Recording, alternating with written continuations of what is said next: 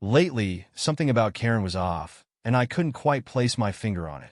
The small things, her mood swings, her sudden bursts of anger, and the way she barely acknowledged me, had all started to build up in my mind, forming a cloud of unease that loomed over us. The woman I married, the one who used to laugh at my bad jokes and talk to me about everything under the sun, had changed. It was as if a switch had been flipped, and the warmth between us was slowly cooling to a chilling distance. I thought maybe it was work, maybe stress, or maybe the constant pressure we'd been under lately. We had been trying to have a baby for nearly a year, and the disappointments were starting to pile up. She had taken it especially hard. After all, it was something we both wanted so badly, and every negative pregnancy test seemed to push her further away from me. The more I tried to comfort her, the more she shut down, retreating into herself.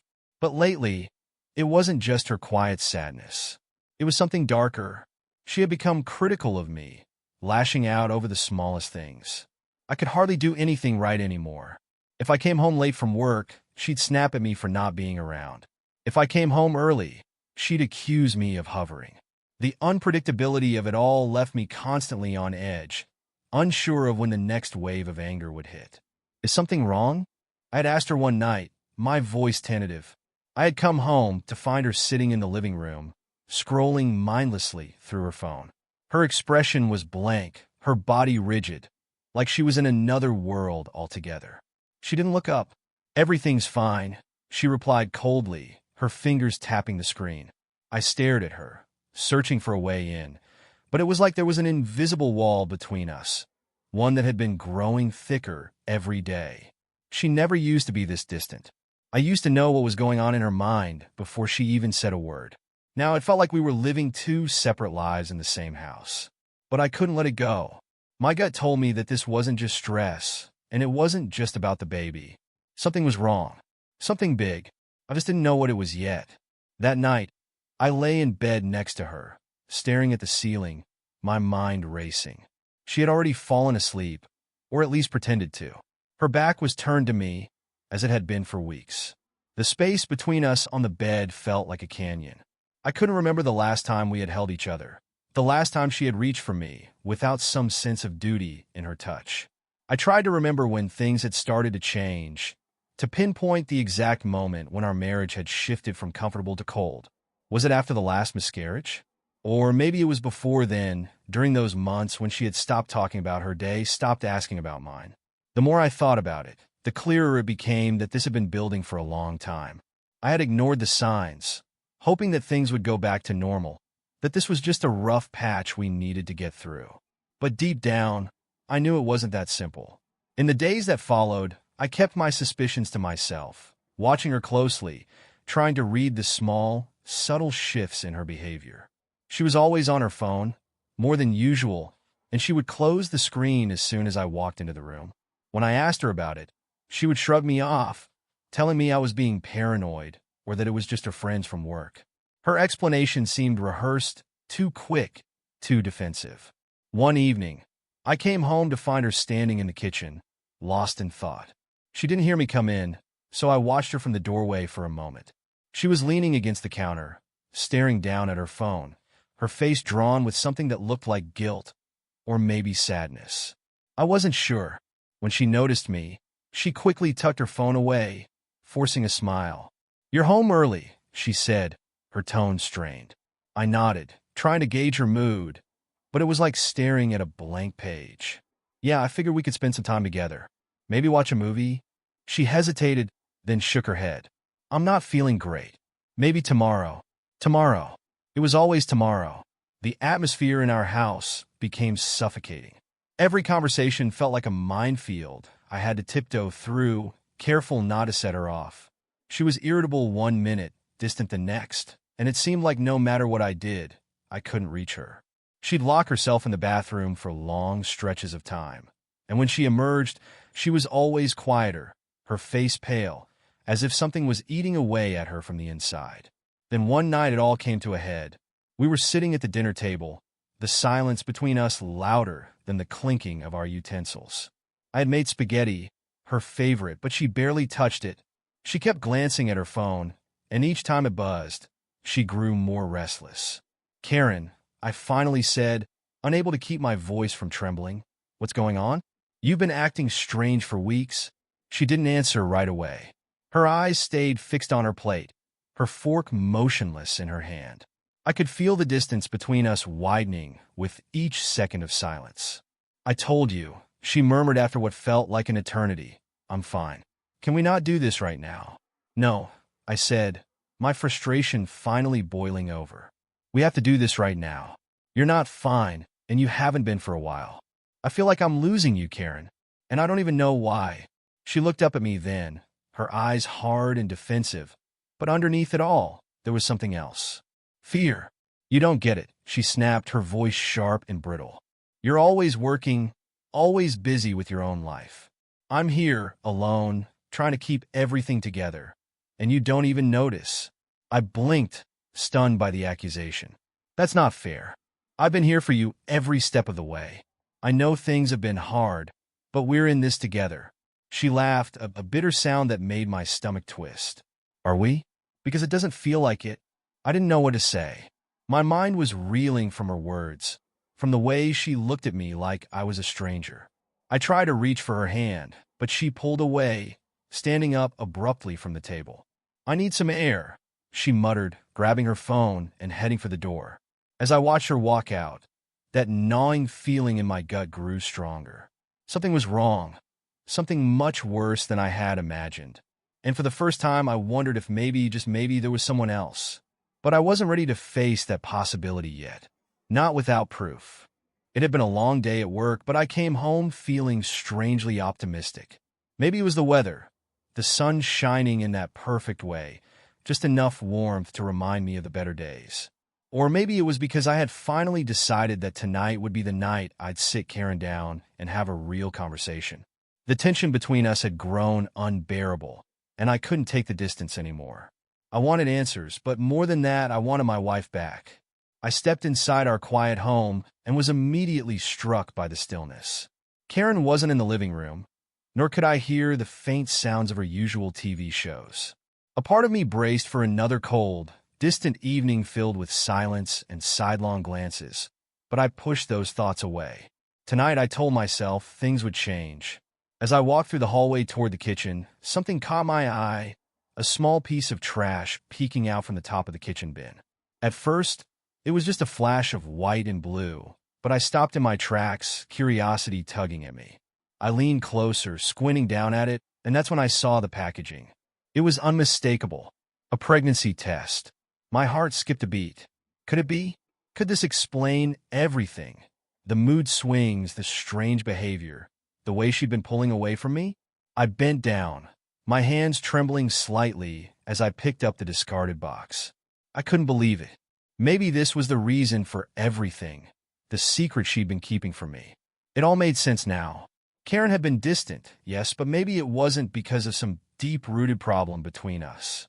Maybe she was scared, unsure of how to tell me. I held the box in my hand, a surge of excitement rushing through me.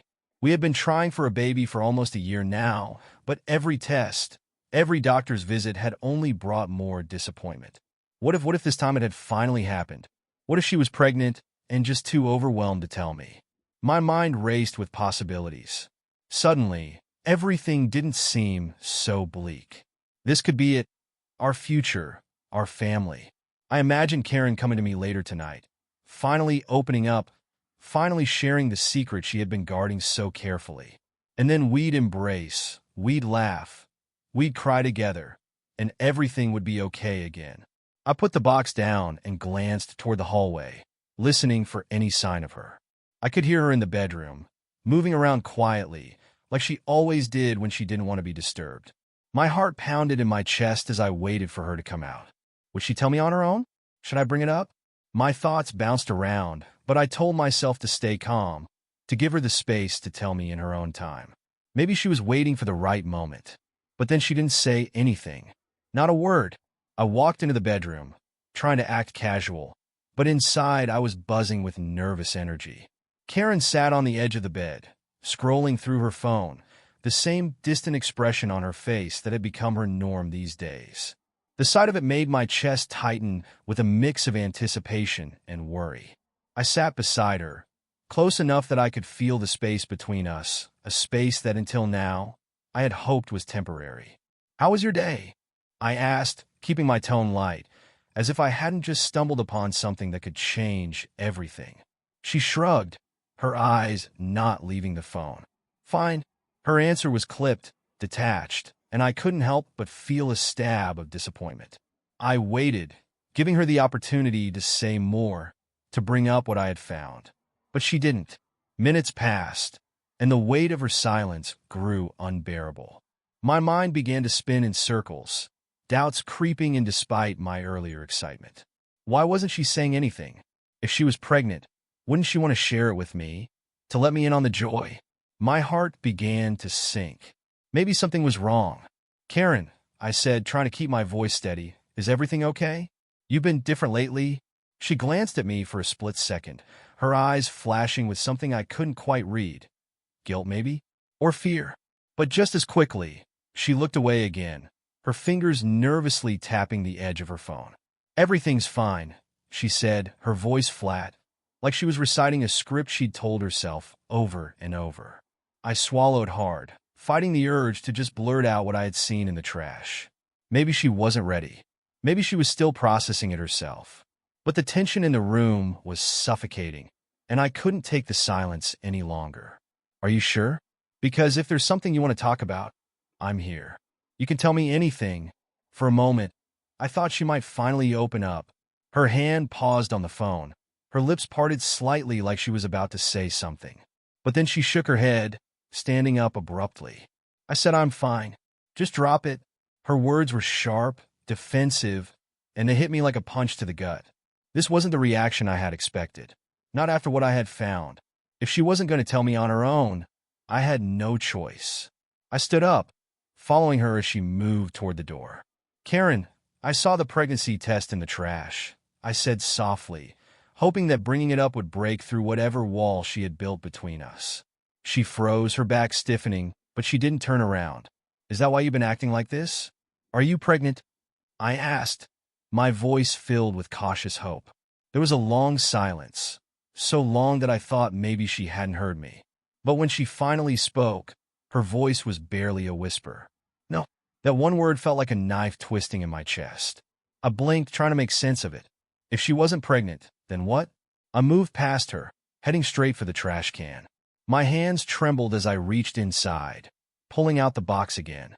My mind was racing, trying to piece together what I was missing. Why would she throw away a pregnancy test if she wasn't pregnant? I turned the box over in my hands, and that's when I saw it. My breath caught in my throat. It wasn't a pregnancy test. It was an HIV test. I stared at the box, my blood turning to ice as the realization hit me.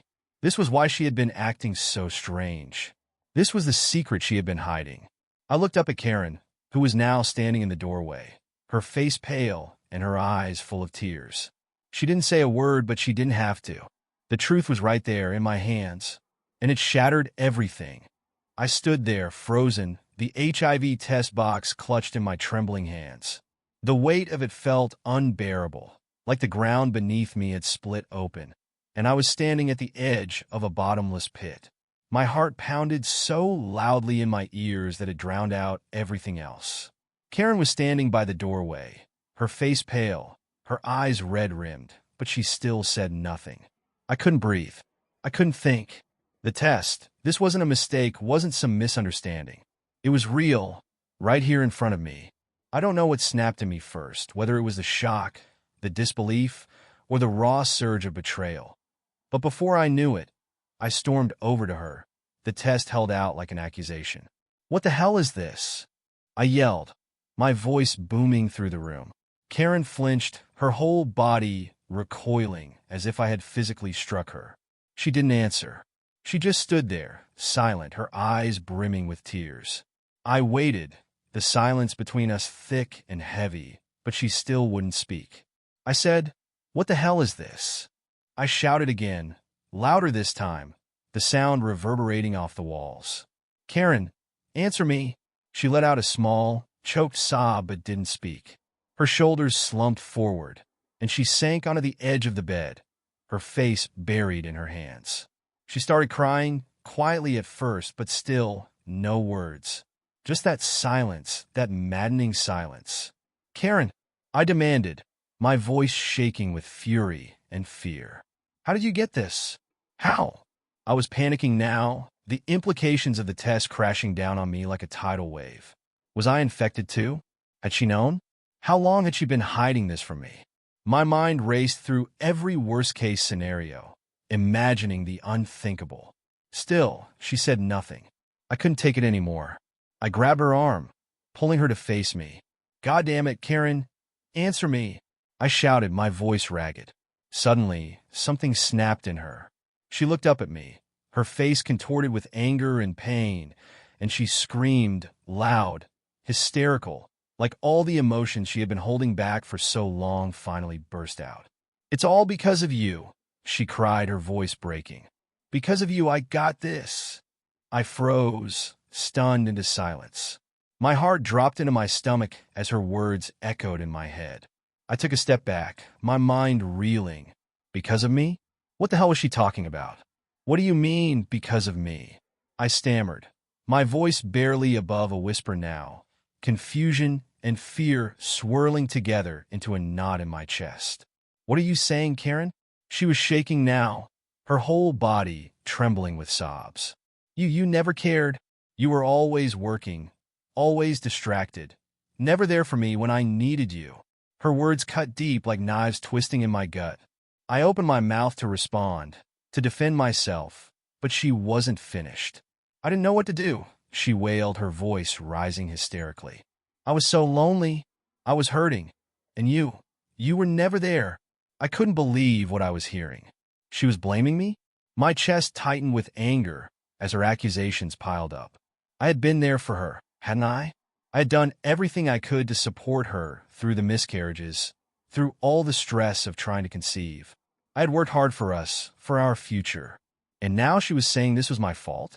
My hands shook as I struggled to keep control, but my voice rose anyway, a mix of hurt and rage bubbling to the surface. "So what? You're saying this is my fault? That I'm to blame for whatever the hell this is?" Karen stood up, her face flushed with anger and tears. She was breathing heavily, her chest rising and falling with every shaky breath. And then, out of nowhere, she screamed again, louder than before. "I cheated, okay?" she shouted, her words like a slap across my face. "I cheated because of you, because you made me feel worthless, like I didn't matter anymore." The world seemed to tilt on its axis. My ears rang as her words hit me, one after another, like daggers. Cheated. She had cheated on me. I felt like I had been punched in the gut, the air sucked out of my lungs. You what?" I whispered, my voice barely audible, my mind struggling to keep up with what she was saying. "I didn't know he was a drug addict," she screamed, the words pouring out in a flood of raw emotion. "I didn't know. And now I'm paying for it." I stared at her, dumbfounded, trying to process the whirlwind of emotions raging inside me. The pieces started falling into place, each one heavier than the last. She had cheated on me with someone who was a drug addict, and now she had HIV. I felt nauseous, my stomach churning with disbelief. Rage surged through me, hot and wild. The room spun, my vision narrowing as I grabbed the nearest thing, an ornate vase from the table, and hurled it across the room. It shattered against the wall, the pieces flying in every direction. Karen flinched, crying harder now, but I didn't care. I was consumed by the betrayal, by the anger that coursed through me like fire. She had destroyed everything, our marriage, our future, everything we had built together. And now she was standing here, telling me that somehow this was my fault? "How could you do this?" I yelled, my voice hoarse. "How could you throw everything away like that? We were supposed to be in this together." She sobbed uncontrollably, her hands clutching her face, her body shaking with guilt and shame. But even through the tears, she wouldn't stop blaming me. "You weren't there," she screamed again, her voice raw with anger. If you had just paid attention to me, I wouldn't have done this." I wouldn't have been so desperate. I shook my head, my fists clenched at my sides. So, this is my fault? I demanded, my voice trembling with fury. You're saying if I had been around more, you wouldn't have slept with some random guy? She didn't answer, but her silence spoke volumes. My whole body shook with rage, my mind spinning with everything that had happened. I couldn't wrap my head around it. The fact that the woman I had trusted, the woman I had loved, had done something so unforgivable. And now, she was standing there, telling me that I had pushed her into it.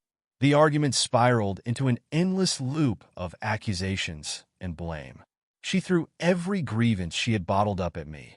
How I hadn't been present, how I had ignored her needs, how I had failed to make her feel wanted. Each word only fueled my anger, until all I could feel was the searing pain of her betrayal. Do you even realize what you've done? I shouted, my voice shaking. This could kill us both. She broke down completely, collapsing onto the floor, sobbing uncontrollably. I didn't know, she cried, her voice barely audible between gasps. I didn't mean for it to happen, but it had happened, and nothing she said could undo that. I couldn't stay another minute. After everything Karen had said, the betrayal, the blame she threw at me like it was my fault, I knew I couldn't take it anymore. The moment those words left her mouth, something inside me shattered beyond repair. The rage that had filled me minutes earlier began to fade, replaced by a cold, hollow emptiness. I stood there for what felt like an eternity, watching her sob uncontrollably on the floor, her cries a distant echo in my mind. I should have felt something, pity, sorrow, maybe even some form of forgiveness, but all I felt was the overwhelming need to escape, to get as far away from her as possible. The walls of our home, once a place of warmth and love, now felt like a cage. Without saying another word, I turned and left the room. I could hear her crying behind me, calling my name in between gasps, but I didn't stop.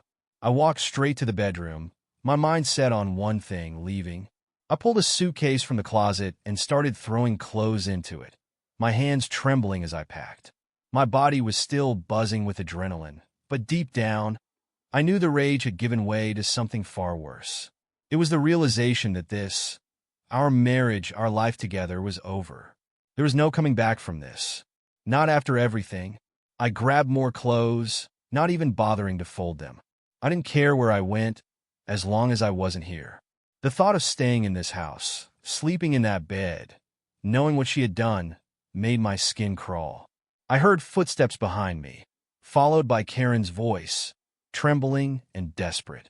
"What are you doing?" she asked, her voice hoarse from crying. I didn't answer her. What was there to say? The truth was laid bare between us. There were no more excuses, no more explanations that could fix this. My only response was to keep packing. "Are you seriously leaving me?" she demanded, her voice rising in panic as she saw me throwing the last of my things into the suitcase. "After everything, you're just going to walk away?" I zipped the suitcase and stood up, avoiding her gaze. "I can't stay here," I muttered, my voice barely recognizable. "I can't do this anymore." Her face twisted with desperation. "You can't leave me, not like this," she cried, stepping closer, her hands shaking as she reached for me. "Please, we can fix this. We can work through it." I was scared. I made a mistake. I stepped back, avoiding her touch. "A mistake," I repeated, my voice cold. "This isn't something we can fix, Karen. You lied. You cheated. You put my life at risk." My words felt heavy, each one landing like a blow. But it was the truth, and there was no sugarcoating it anymore. She froze, her eyes wide with shock. No, you can't leave me," she screamed, her voice wild and frantic. "You can't." I picked up my suitcase and made my way toward the door. Karen's sobs grew louder behind me, her words desperate and jumbled, but I kept walking, determined to leave her and this nightmare behind. But just as I reached the doorway, I felt something hard smash into the back of my head. The world went black in an instant. When I woke up, my head was throbbing with a pain so sharp it felt like my skull had been split open. I groaned, trying to move, but my body wouldn't respond. My eyes fluttered open, and I was met with a blurred vision of the bedroom ceiling. Slowly, the fog in my mind began to clear, and I realized I was lying on the floor, a pool of sticky warmth beneath me. Blood. I raised a hand to my head and felt the sticky wetness seeping through my hair. I tried to sit up, but a wave of dizziness overtook me, forcing me to stay down. My entire body ached, as if every nerve had been lit on fire. It took me a moment to remember what had happened. I had been leaving. Karen had been crying, and then she hit me. My stomach churned at the memory. I could still feel the sharp impact of whatever she had used, a wine bottle, maybe crashing into the back of my skull. And now, here I was lying in a puddle of my own blood, too weak to move. I turned my head slowly, wincing at the sharp pain in my neck. There she was, Karen, sitting on the floor a few feet away from me, her knees pulled to her chest, her face buried in her hands as she sobbed. I wanted to scream at her, to demand answers, but I could barely form a coherent thought, let alone words. I tried to move again, but my body refused. My throat felt dry, and I could barely manage a whisper. "Water," I croaked, my voice hoarse. Karen didn't move. She just sat there, crying. I swallowed, forcing the words out again, more desperate this time. "Please, Karen, water." She finally lifted her head, her tear-streaked face twisting into something unreadable. Her eyes were swollen, her face pale, but she didn't come closer. She didn't even acknowledge my plea. "No," she whispered, her voice hollow. "You don't deserve it." I stared at her, disoriented and confused. My mind was struggling to comprehend what was happening, but the pain and the dizziness made it hard to focus. I begged her again, but she remained motionless, staring at me with a blank expression that sent a chill down my spine. I couldn't believe this was happening. The woman I had loved, the woman I had trusted, was sitting there watching me bleed, and she wouldn't even help me. Eventually, the darkness crept in again, and I slipped into unconsciousness, too weak to fight it. When I woke up the second time, the house was eerily quiet. My body ached, but the throbbing in my head had dulled to a manageable pain. I blinked, trying to adjust to the dim light filtering through the window. Karen was gone. I struggled to sit up, my head swimming with nausea as I forced myself on his shaky legs. I looked around, expecting to find her somewhere in the house, but there was nothing. No sound, no sign of life, just an eerie emptiness. Then I saw it, a note lying on the coffee table. My stomach dropped as I staggered over to it, my hand still trembling as I picked it up. Karen's handwriting was scrawled across the page, jagged and hurried. "If you go to the police, things will get worse for you. I promise you that." I stared at the note, my hands shaking as I tried to process what it meant. What could be worse than this? Worse than the betrayal, the lies, the pain she had already caused? But the threat was clear. She was gone, and if I reported her, she would come after me. The days that followed were a blur of pain, humiliation, and anger. I couldn't shake the image of Karen, my wife, walking out on me, leaving me there bleeding on the floor, and then that note, its threat hanging over me like a dark cloud. I had no idea where she had gone or what she was planning, but the humiliation gnawed at me every second of every day. She had gotten away with it, all of it, except for the one thing that was going to destroy her, the HIV. I didn't go to the police at first. The fear she had planted in my mind with that note was enough to keep me silent, even though every part of me screamed for justice. I'd stand in front of the bathroom mirror, staring at the bruises still faintly visible on my head and face, my body aching from the blow she had dealt me. But it wasn't just the physical pain that ate at me. It was the betrayal, the loss of control over my own life, the fact that she had taken everything from me and walked away without consequences. It tormented me. I'd lie awake at night, replaying every moment in my head. Her words, her tears, the lies, the coldness in her eyes when she refused to help me. And worst of all, the disease she had brought into our lives, a permanent reminder of her infidelity and the danger she had put me in. I tried calling her. I don't know why I did it. Maybe I thought, foolishly, that she would feel some kind of remorse. Maybe she would apologize. or at least offer an explanation, something to make sense of the madness. But every call went unanswered. I left voicemail after voicemail, my anger growing with each empty response. After a few days of this, I couldn't stand the silence anymore. I sent her a message, my hands shaking as I typed it out. "If you don't respond, I'm going to the police." It was short, direct, and final. She had pushed me too far, and if she wasn't going to talk, then I had no choice. I waited. Hours passed, then the entire day. Nothing. No reply, no calls. The dread that had been gnawing at me turned into something else, rage. I couldn't just sit there and let her win. I couldn't let her walk away from what she had done as if I didn't matter, as if everything we'd built was disposable. So, I did what I had been too afraid to do from the start. I called the police. Filing the report was both a relief and a terrifying step into the unknown. I didn't know what Karen was capable of, not anymore. But I had to do it. I gave them everything, the assault, the threats, the HIV. I told the officer everything as I sat in that cold, sterile station, my mind still reeling from everything I had gone through. They assured me they would investigate, and for the first time in days, I felt a small glimmer of hope. Maybe justice would finally be served. Maybe she wouldn't get away with this. The next morning, there was a knock at my door. For a moment, I thought it was the police coming to follow up on the report, maybe to tell me they had found her. I threw on a shirt and opened the door, but the second I saw who was standing there, my heart stopped. Karen. But she wasn't alone. 3 men stood behind her, rough-looking, their expressions cold and menacing. My stomach dropped as I took a step back, my body instantly tensing. "What are you doing here?"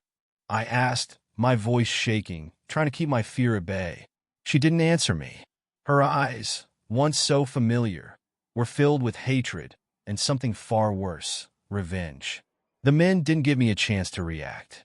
They pushed past her, storming into the house, their hands grabbing at me before I could even raise a defense. I barely had time to shout before the first blow landed. A fist collided with my jaw, sending me stumbling back. The second man kicked me in the ribs, and I doubled over in pain, gasping for breath as I fell to the floor. Karen just stood there, watching it all unfold, her face twisted in a mixture of anger and satisfaction. "This is your fault," she screamed over the sound of fists and boots hitting me. "You started this. You did this to us." The men didn't stop. Another kick landed in my side, then another. I tried to shield my face, but one of them grabbed my arms, pinning them behind me as another slammed a fist into my gut. The pain was unbearable, each hit sending shockwaves through my body until I thought I might pass out from the agony. I could hear Karen's voice somewhere above me, her words sharp and cruel. "You thought you could get away with it, didn't you? Filing that report? You think you're going to ruin my life?" The blows kept coming, one after another, until my arms hung limp at my sides, my body broken, my mind barely able to process the pain. I felt a sharp crack in my arm, a burning sensation shooting through my entire limb. I screamed, but it was cut off by another punch to the face. "Look at you," Karen spat, her voice venomous. "This is what happens when you think you can control everything. When you try to destroy me." The last thing I remember before the darkness took over was one of the men's boots coming down hard on my head. The world went black. When I woke up, I was in a hospital bed. The harsh fluorescent lights above me made my head throb, and every inch of my body ached as if I'd been run over by a truck. I tried to move, but the pain in my arm was so excruciating I could barely shift. I glanced down and saw it. An open fracture, my arm in a cast, bandages wrapped around my ribs and head. I blinked, trying to focus, and that's when I noticed the officer sitting beside my bed. He was watching me, waiting for me to wake up. "Mr. Davis?" he said, his voice gentle but firm. "Can you hear me?" I nodded slowly, my throat dry. I tried to speak, but my mouth felt like it had been stuffed with cotton. Every part of me was heavy, bruised, broken. "You're in the hospital," the officer continued. "We found you at your home, badly beaten. Your neighbors called when they heard the commotion. You've got a concussion, multiple fractures, and some internal bruising. You're lucky to be alive." I closed my eyes, the memory of the attack flooding back in vivid detail. The men, Karen standing there, the hatred in her eyes as they tore me apart. I could still hear her voice in my head, blaming me for everything. "I need to tell you everything," I rasped, my voice barely audible through the pain. "It was my wife. She did this." The officer nodded. "We've already started looking for her. Don't worry. You're safe here. We've posted guards outside your door. No one's getting to you." But even as he said the words, a part of me knew the damage had already been done. Karen had broken me in every way possible. And no matter what justice they found, the scars of what she had done would stay with me forever. The days that followed in the hospital were a blur of pain and anxiety. My body, covered in bruises and bandages, ached with every breath, and the open fracture in my arm was a constant reminder of the brutality Karen had unleashed on me. Each time I closed my eyes, I could still hear her voice, screaming that it was all my fault. The thought of her, the woman I once loved, orchestrating my beating while I lay helpless, haunted me. The police had done everything they could to make me feel safe. They posted guards outside my hospital room, reassuring me that she wouldn't come back, that she wouldn't find me here. But the fear was always there, gnawing at the edges of my consciousness. Every creak of the door, every distant voice in the hallway made me jump, my heart racing as if Karen and those men were lurking just around the corner. A few days later, I was discharged. I was alive, but just barely. My body was a wreck, and even though the doctors had done what they could to patch me up, I knew the real scars, the ones Karen had left on my mind, would take much longer to heal. As I hobbled out of the hospital, my arm in a sling, I felt like a different man, a hollow version of the person I used to be. The first thing I knew for certain was that I couldn't go back home. The thought of returning to that house, the place where everything had fallen apart, filled me with dread. I couldn't walk through those rooms, couldn't sleep in that bed, knowing what had happened there. The memories of Karen, the betrayal, the blood, it was all too much. I made the decision quickly. I would sell everything. The house, the furniture, every trace of the life I had once shared with her. It was the only way to move forward. The house had become a prison of memories, and I needed to escape, to start over somewhere far away from the nightmare my life had become. Over the next few days, I barely slept. My bruises throbbed. My arm ached. But more than anything, I couldn't shake the fear that Karen might return. She and those men were still out there, somewhere. The police hadn't found them yet. And with each passing day, my anxiety grew. What if she came back to finish what she started? What if she tracked me down? The thought made my skin crawl. I sold the house quickly, eager to leave it behind, even if it meant taking a loss. I packed up the few things that didn't hold painful memories, clothes, some personal items, and left the rest. It didn't matter anymore. I needed to go. I chose a small city far away, somewhere quiet, somewhere Karen wouldn't think to look for me. It wasn't the place that mattered. It was the distance. The farther I was from her, the better. But even after I moved, the fear followed me. I found a modest apartment on the edge of the city, a place where I could keep to myself and try to rebuild. But no matter how far I went, the terror stayed with me. Every knock at the door, every phone call made me flinch. I kept the blinds closed, the door locked, constantly checking my surroundings as if she might appear out of nowhere, her eyes filled with that same burning hatred. At night, I'd lie in bed, staring at the ceiling, replaying everything in my mind. The attack, her betrayal, the look on her face as those men beat me into the ground. I tried to tell myself I was safe, that she couldn't find me here, but the fear was always there, a constant, gnawing presence that refused to leave. A few more days passed in this fog of paranoia, each one blending into the next. I barely went outside, afraid of running into the wrong person, afraid of being seen. My new apartment, though far from the old house, didn't feel like a sanctuary. It felt like another hiding place. Then one afternoon my phone rang.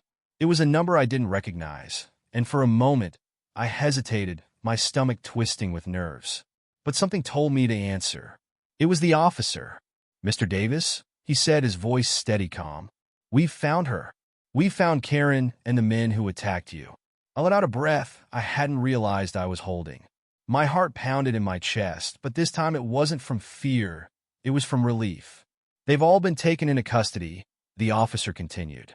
They're facing serious charges, and based on the evidence we've gathered, they'll likely be sentenced to at least 15 years in prison. 15 years. I could barely process the number.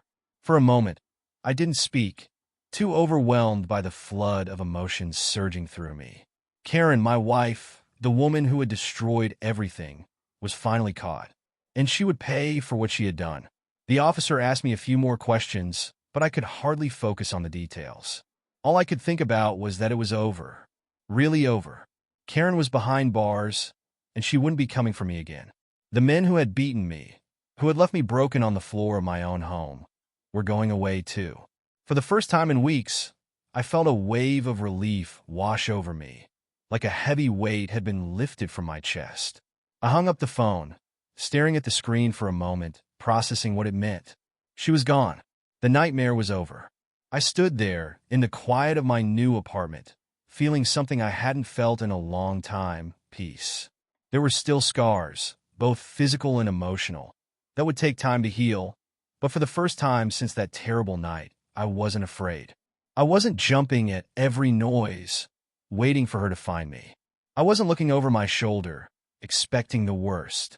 Karen was in prison, and she wasn't coming back. I stepped out onto the small balcony of my apartment, breathing in the cool evening air. The city below was calm, quiet, the sounds of life continuing on without the chaos that had consumed me for so long. I stood there for a while just listening, taking it all in, finally able to breathe again. It wasn't the life I had imagined, but it was a second chance, a chance to rebuild, to move forward, to live without fear. And in that moment, I knew I was free.